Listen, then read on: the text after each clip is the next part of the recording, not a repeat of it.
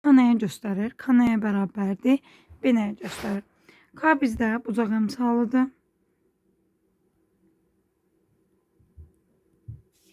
Artıb azalmanı göstərir. Əgər K müsbət olarsa funksiya artandır, K mənfi olarsa funksiya azalandır. B nəyi göstərir? B sizdə sərbəstədir. Y oxunu kəsdiyi nöqtədir. B müsbət olarsa funksiya Y oxunu yuxarıda kəsir. B mənfi olarsa funksiya Y oxunu aşağıda kəsir. Deməli, birinci şərt vermişəm. K-da müsbətdir, B də müsbətdir. Bir də sizdə K dedik tangens alfaya bərabərdir. Buradakı alfa funksiyanın x oxu müsbət istiqamətlə əmələ gətirdiyi bucaqdır. Əgər K müsbət olarsa alfa iti bucaq olur. Deməli, K mənfi olarsa alfa kör bucaq olur. İndi K müsbətdirsə və B də müsbətdirsə, B Y oxunu kəsdiyi nöqtədir. Yuxarıda kəsəcək. Əgər K müsbətdirsə, iti bucaq əmələ gətirməlidir. Və belə. X oxu müsbət istiqaməti ilə. Birinci rüb, ikinci rüb, bu da üçüncü rüb. Bir də yadınızda saxlayın. K müsbət olanda mütləq 1-3-dən keçməlisiniz. B müsbətdirsə əlavə 2-dən keçir, B mənfidirsə əlavə 4-dən keçir. Deməli, B mənfidirsə Y oxunu aşağıda kəsir və X oxu müsbət istiqaməti ilə kör bucaq əmələ gətirir. Rüb 2-dir, 3-dür, bir də 4-dür. Deməli, gördüyünüz kimi 2 4-dən keçdi, çünki K-sı mənfidir. Y bərabərdir B funksiyası. X olmadığına görə X oxunu kəsmir. X oxuna paralel olur. B müsbət olanda buradan keçir, B mənfi olanda buradan keçir. X bərabərdir A funksiyası. Burada isə Y oxuna paralel olur. A müsbət olanda buradan keçir, A mənfi olanda buradan keçir. Əgər desə ki, B müsbətdir, deyəcəksiniz ancaq birinci, ikinci rüb. B mənfidirsə ancaq üçüncü, dördüncü rüb. Sonra A müsbətdirsə birinci, dördüncü rüb. A mənfidirsə ikinci, üçüncü rüb. X oxunu kəsdiyi nöqtəni tapanda Y 0 olur. Y oxunu kəsdiyi nöqtəni tapanda isə X bərabərdir 0 olur. Deməli, tərs mütənasiblik funksiyası burada Y ilə X bir-birindən tərs asılıdır. K müsbət olanda birinci, üçüncü rübdən keçir, hiperboladır, qrafikin adı. Burada isə 2 4-dən keçir. Modlu X olanda isə K müsbətdirsə ancaq 1-2-dən, yəni ancaq müsbət olur. K mənfidirsə ancaq 3-4-dən, yəni ancaq mənfi olur. A müsbət olanda parabolanın qolları yuxarı olur. A mənfi olanda parabolanın qolları aşağı olur. C bizdə Y oxunu kəsdiyi nöqtədir, sərbəstədir. Təpə nöqtəsi M-indir. M mənfi B bölünsün 2A. N isə 4AC çıxılsın. B kvadrat bölünsün 4A. M X oxunda olur, N isə Y oxunda olur. M burada. Bunun içini sıfıra çevirən qiymət, yəni 3. N burada kənarda qalanda olduğu kimi götürülür 4. Deməli, dedik M X oxudur, N Y oxu. Kəsişmə nöqtəsi tapılır. A-sı müsbətdirsə qollar yuxarı olacaq. İçini sıfıra çevirən qiymət M-dir. Mənfi 2. Kənarda qalan N-dir. Mənfi 3. Kəsişmə nöqtəsi tapılır. Baxırıq əmsala. Mənfidir, qollar aşağı. Belə verəndə X oxunu kəsdiyi nöqtələri tapırsınız. 2, mənfi 3. Əmsal qollar yuxarı. Burada M-dən də qura bilərsiniz, amma kökü yoxdur. Köklə quranmaz. Elementlə quracağıq. M-ni düsturla da tapmaq olar və ya belə də yaza bilərsiniz. Olacaq belə. Yenə M-i mənfi 2, N-i 5.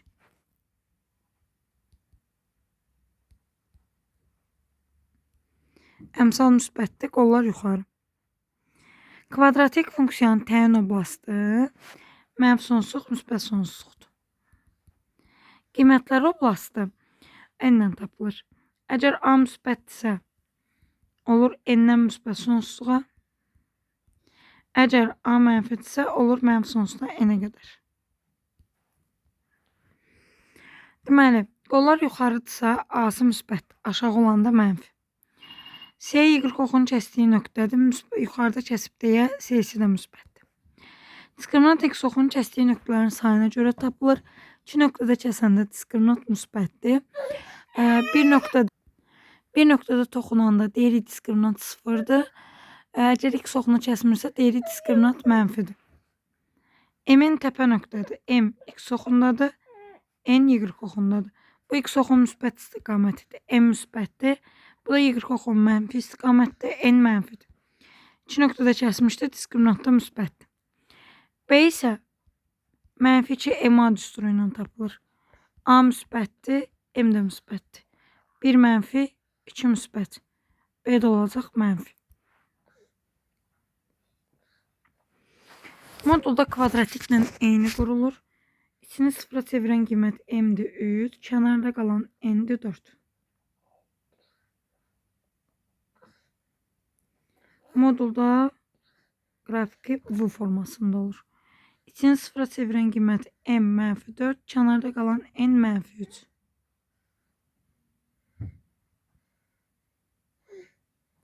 Bu formasında. Kökaltı funksiyanın təyin və qiymətlər oblastı. Kökaltı funksiyanın təyin oblastını tapanda kökün altını böyük bərabər 0 götürürsünüz. Qiymətlər oblastı isə əgər A müsbətdirsə kök altında N-dən müsbət sonsuzluğa, A mənfidirsə 0-dan kök altında N-ə qədər olur. Qrafiki bu yenitsin sıfıra çevirən qiymət M-dir 2. İndi yadınızda saxlayın. Burada X-də müsbət qiymətlər alır. Cavab da müsbət olur. Deməli birinci rübdə seçiləcək. Bu formada. Burada kənarda qalıbsa N-dir. N-in qeyd edirəm 2. İndi mənə diqqətlə baxın. Burada X-ə siz müsbət qiymətlər verməlisiniz. Amma cavab necə alınır sizdə? Mənfi. X müsbət, X müsbət. Y mənfi. Bax, bu formada seçiləcək qrafik. 4-cü rübə doğru.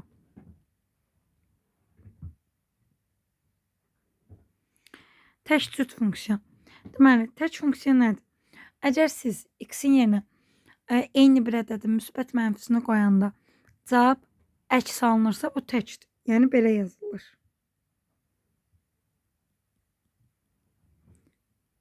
Bu təkdir. Sonra eyni bir ədədin müsbət mənfisini qoyanda eyni cavab alırsa bu cütdür.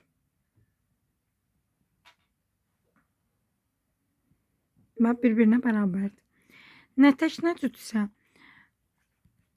müsbət mənfi ədədləri qoyuruq eynisi. Məsələn, bir dəfə 2, bir dəfə mənfi 2. Dəxlisiz alıramsa nə tək nə cütdür. Yəni bərabər deyil müsbət mənfi f(x)-ə. Tək funksiyanın qrafiki koordinat başlanğıcına nəzərən simmetrik olur.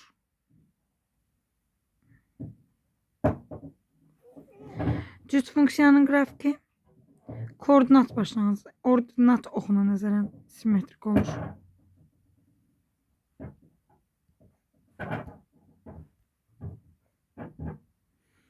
Paralel olanda deyirik K1 K2'ye bərabərdir.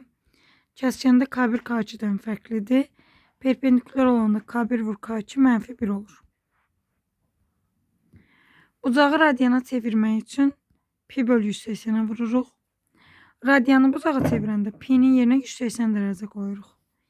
1 radyan 57 dərəcədir. Birinci rüb, ikinci rüb, üçüncü rüb, dördüncü rüb. Bucaq 360'dan böyük olanda 360'a bölüb qalıq götürürdük. Sinus 1-2'də müsbət, 3-4'də mənfi. Kosinus 1-4'də müsbət, 2-3'də mənfi. 1-4'də müsbət, 2-3'də mənfi. Tangis kotangis 1-3'də müsbət, 2-4'də mənfi. Sinus sağda artandı, solda azalandı. Kosinus yuxarıda azalan, aşağıda artan idi. Tangis həmişə artan idi. Kotances həmişə azalan idi.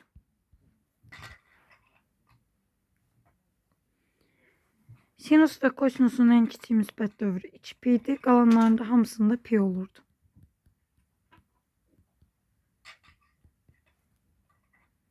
Ən kiçik müsbət dövrün tapılma qaydası necə idi? Funksiyanın ən kiçik müsbət dövrünü bölməliydik x-in əmsalına. Sinus kvadratının kosinus kvadratının cəmi 1'dir. Əgər alfa ilə betanın cəmi 90-sa, sinus kvadratlarının cəmi də 1'dir, kosinus kvadratlarında. Tangesi kotangesə vuranda 1'dir. Yenə cəm 90-sa, tangesi vuranda 1, kotangesə vuranda 1. Sinus bizdə qarşının petonzadır. A böl C. Kosinus bitişini petonzadır. B böl C. Tanges qarşının bitişidir. Kotangesi onun tərsidir. Qiymətlər çoxluğu. Sinusda -1 1 aralığı. Kosinusda -1 1 aralığı. Tanges mənfi sonsluq müsbət sonsluq. Kotanges mənfi sonsluq müsbət sonsluq. Sinus kvadratı 0 1 aralığı. Kosinus kvadratı 0 1 aralığı. Tanges kvadratı 0 müsbət sonsluq. Kotanges kvadratı 0 müsbət sonsluq. Eyni anda həm sinus həm də kosinus verilərsə, mənfi kök altında a kvadrat üstəcəl b kvadratından, müsbət kök altında a kvadrat üstəcəl b kvadratından. 90-270'də ad dəyişir. 180-360'da ad dəyişmir. 90'da ad dəyişəcək kosinus işarəsini sonra yazacağım. Dəyişmir sinus dəyişmir kosinus. Dəyişir tanges ise kotanges. 360'da dəyişmir kotanges ise kotanges. İndi 90 burada x'lərin yerine beynimizdə bir 10 dərəcə qoyursunuz. 90'dan 10 çıxıram 81-ci rübdür. Bura baxırsınız. Sinus 1-ci rübdə müsbətdir. 190 eləyir. 3-cü rübə düşür. 3-cü rübdə kosinus mənfidir. 270 üstəcəl x 280. 4-cü rübdə 4-cü rübdə mənfidir tanges. Bu da 4-cü rübə düşür. 4-cü rübdə mənfidir. Təyin oblastı -1 1 aralığı. Qiymətlər oblastı -pi böl 2'dən pi böl 2'yə. Təyin oblastı mənfi sonsluq müsbət sonsluq. Qiymətlər oblastı 0 pi. Arcsinus tək funksiyadır. Mənfini atır qabağa. Arccosinus 2 dənə c olanlar nə tək nə cüt pi çıxla yazırdıq. Arcsinusla arccosinusun cəmi pi böl 2 olur. X -1-dən müsbət 1 aralığındadırsa. Açılışlar.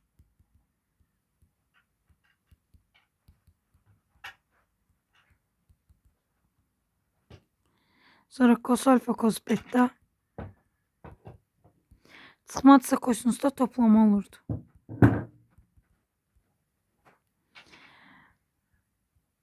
Toplamada sürətdə toplama olur, məxrəcdə çıxma.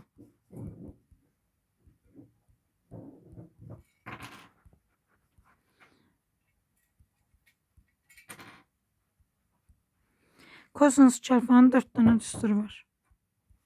4'ünü də yazmalısınız.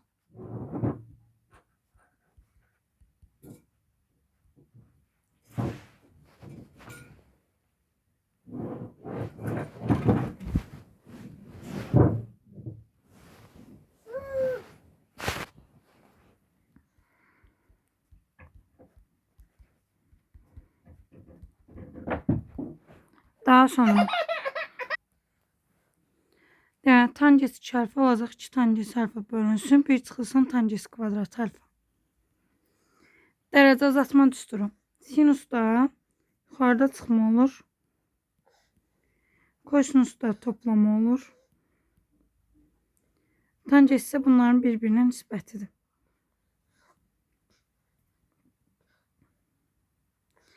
Yarım arqument bundan alınır. Sadece burada alfa bölü 2'dir. Burada alfadır. En düsturu yazarsınız. Prosto bunu 3 alfada siz alfa yazacaksınız. Çünki bucaq ikiyə bölünüb.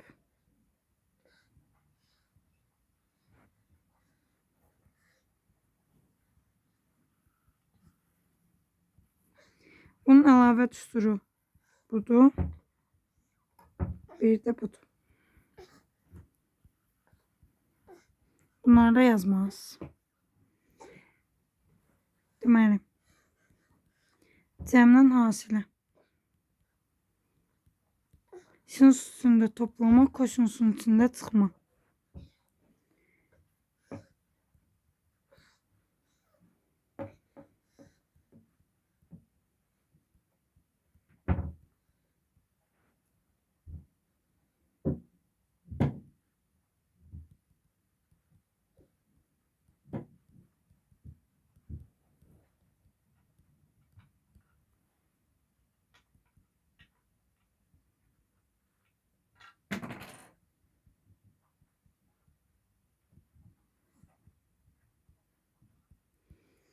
Tənliklərdə sinusun uçlarda qabağında mənfi bir üstü K olur. Müsbət olanda K'dır, mənfi olanda K plus 1'dir. Aksinusda üstəcəl dövrü də PK'dır.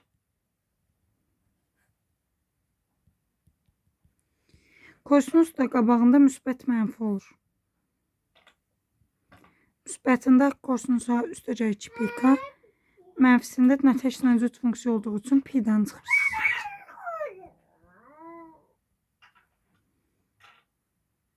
Müsbətində heç nə olmur. Mənfisində sadəcə qabağa mənfi yazırıq.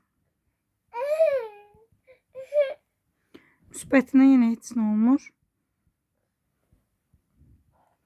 Mənfisində isə nəticədən cüt olduğundan görə P'dən çıxırıq. Sualları da tez yazaq. Əzbər bilməlisiniz bunu.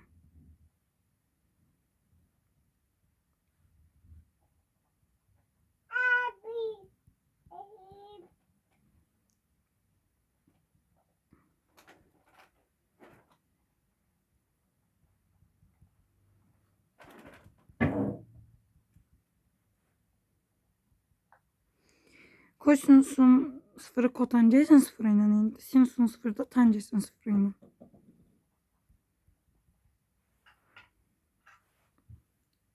D bizdə silsilə fərqi idi. A2 çıx A1 və ya AN çıx AN minus 1. AN'in düsturu A1 üstəcəl D vur N çıx 1 idi. N'in düsturu AN çıx A1 böl D üstəcəl 1 idi. Yəni buradan alınır.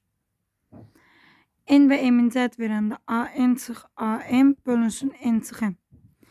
Ədədi silsilənin əsas xassəsi özündən eyni uzaqlıqda yerləşən hədlərin ədədi ortası idi, ortadakı hədd. Əsas xassədən çıxan nəticə isə N üstəcəl M K üstəcəl elə bərabər olarsa AN üstəcəl AM AK üstəcəl A ilə bərabər olmalıydı. A1 və D veribsə SN. Bu düsturdur. A1 və AN veribsə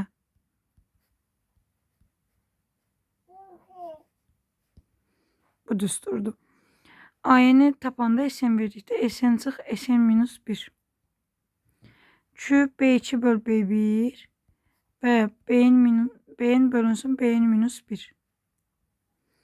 B'nin B1 vurulsun Q üstü N çıx 1'dir.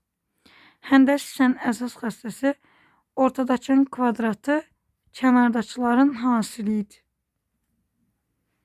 Əsas xassədən çıxan nəticə isə N üstəcəl M K üstəcəl elə bərabər idisə B'n vur BM BK vur B elə bərabər idi. Birinci cəm düsturumuzdur bu. Bunlar verilən. Bu ikinci cəm düsturudur.